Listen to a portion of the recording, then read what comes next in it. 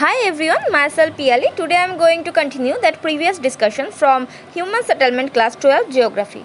Previously we discussed about settlement, types of settlement and also discussed about that rural settlement. Today we elaborately discuss about urban settlement. So what is urban settlement, types of urban settlement and structure of that urban settlement. So at first we discuss about that what is urban settlement. Okay. So, an urban settlement is a densely populated area comprising mostly man-made structure that contain all of a society's administrative, cultural, residential and religious functions.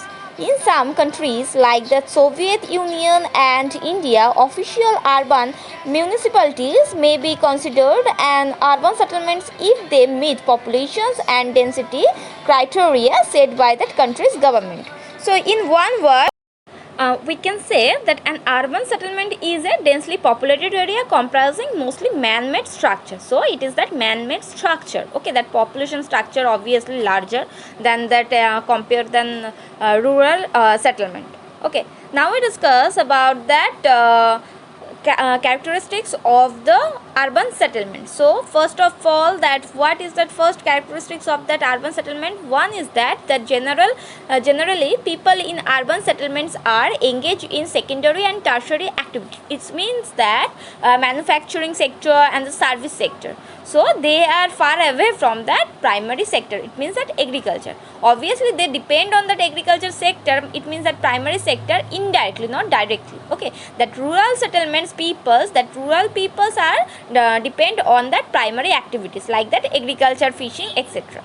Now second characteristics of that urban settlement is that cities have better infrastructure like transport and communication system and provide better medical facilities, educational institutions and banking than are available in that rural areas. It means that in that urban settlement that infrastructure is too much developed, and second is that transportations and communication system is too much good. Okay, and obviously that urban settlement provide us that better medical facilities and educational structure also. Now third characteristics of that urban settlement is that urban settlement are usually much larger than rural settlement in area and population size. Obviously if you compare with that rural settlement, that population structure is much larger than rural settlements. Okay, so urban settlements have that much larger populations and area also. Fourth is that the average income of the people who live in urban area is generally higher than that of the people living in that rural area. Obviously they are depend that urban settlements who are belonging from that urban area, they are belonging from that secondary and tertiary sector. So obviously their income structure is much larger or that higher than rural peoples. Okay, now we discuss about that evolutions of towns in India. What the mean of these things? Since prehistoric times, town flourished in India. During the time of Indus Valley civilizations, towns like Harappa and Mohenjo-daro were in existence. The following period has witnessed evolutions of towns. It continued with periodic ups and downs until the arrival of Europeans in India in the 18th century. On the basis of their evolutions in different periods, Indian towns may be classified in three categories. First of things that ancient towns, second is that medieval towns, and third is that modern towns. So that Indian towns are classified into three category. Okay, one is that ancient town, second is that medieval, and third is that modern town. What do you mean by that ancient town? There are number of towns in India having historical backgrounds spanning over 2000 years, most of them developing as a religious and cultural center. Varanasi is one of that important towns among them. So if I ask about that as example of ancient towns in India, you can say that Varanasi. Okay, Prayag, Pataliputra, Madurai, they are example of that ancient town. Now we discuss about that medieval towns. So about 100 of the existing towns have their roots in the medieval period. So 100 of that existing towns are coming from that medieval periods. Okay, So So most of them developed as a headquarter of principalities and kingdoms. These are four towns which came up on the ruins of ancient towns. Important among them are Delhi, Hyderabad, Jaipur, Lucknow, Agra and Nagpur. If I ask, give example of that medieval towns, medieval period towns, you can say Agra, Delhi, etc. Okay. Now we discuss about that modern towns.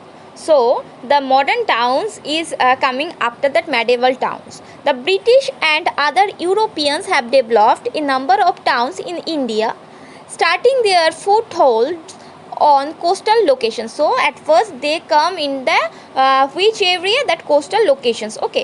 So and on the way they just built some traditional ports such as Surat, Daman, Goa, Pondicherry, etc. So that in that coastal locations they developed some trading ports such as Surat, Daman, Goa, Pondicherry, etc. After that, the British later constructed their hold around three principal nodes: Mumbai, Chennai and Kolkata. On that time they are known as Bombay, Madras and Calcutta, and built them in the British style, rapidly extending their dominations either directly or through control over that princely state. They established their administrative center, hill towns, as summer restored, and added new civil, administrative and military area to them.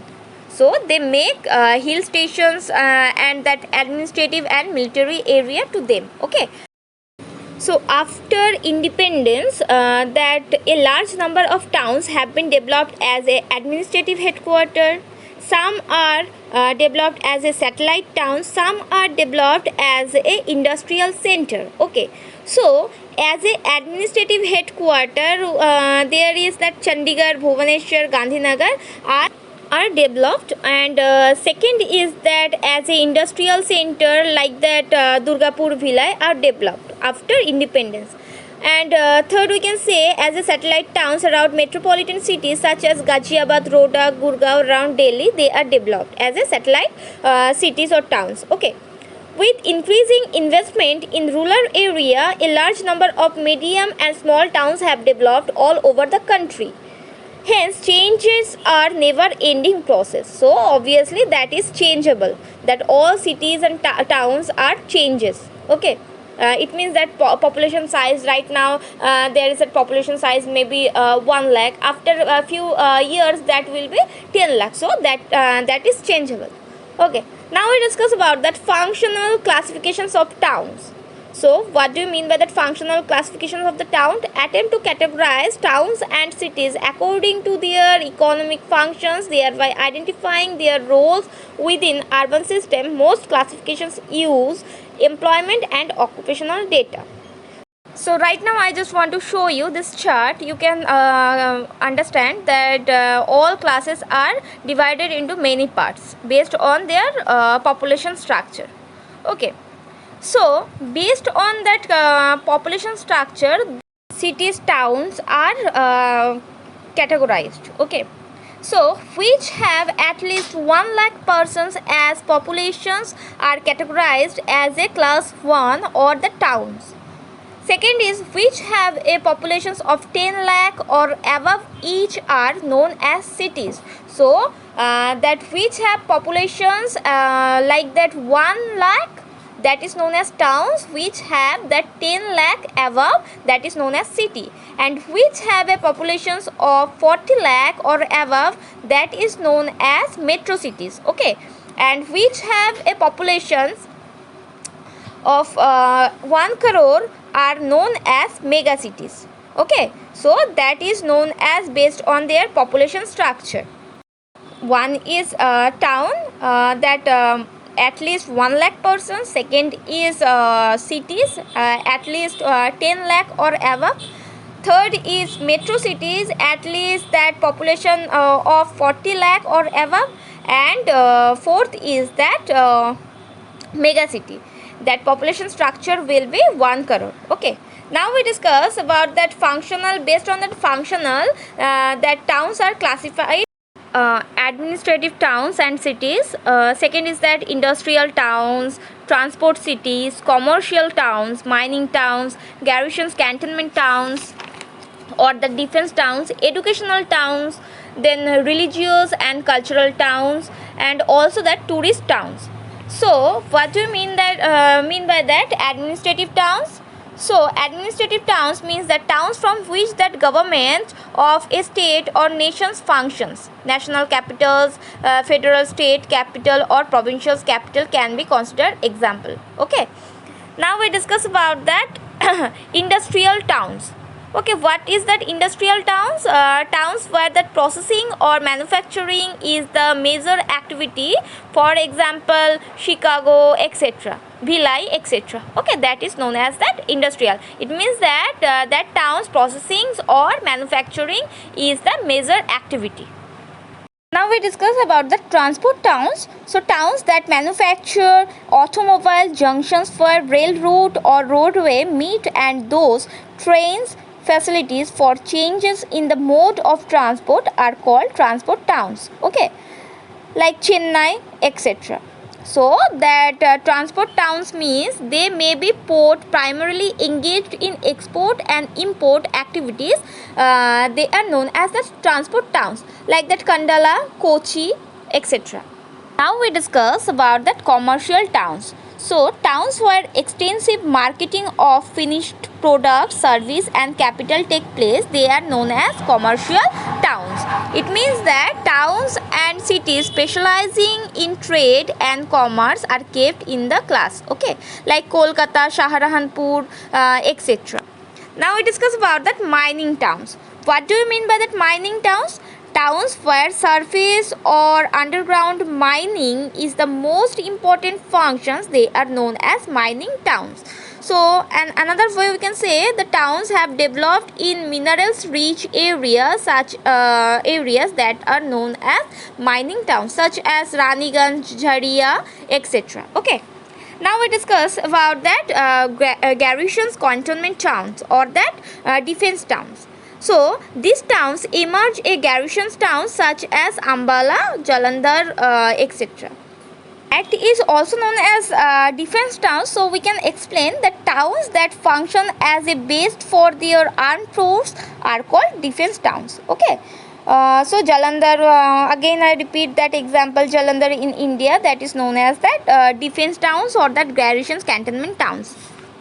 Which towns are famous as a educational purpose, that are known as educational towns. So right now we discuss about that educational towns starting as a center of educations, they are known as educational towns. Some of the towns have grown to major campus towns such as Roorkee, Varanasi, Aligarh, etc.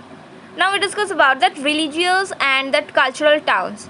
Which towns are based on religions and that cultural purpose, they are developed, they are known as that religious and that cultural towns, like Varanasi, Mathura, Amritsar, etc. Okay, now we discuss about that tourist towns, Nainital, Mussoorie, Simla. That cities are known as the tourist towns because the cities are not static in their function. The function change due to their dynamic nature. Okay, that is known as the tourist towns. So now discussion is over. We discussed about that settlement, rural settlement, urban settlement. Now chapter is completed. Now next time we discuss about another chapter of geography.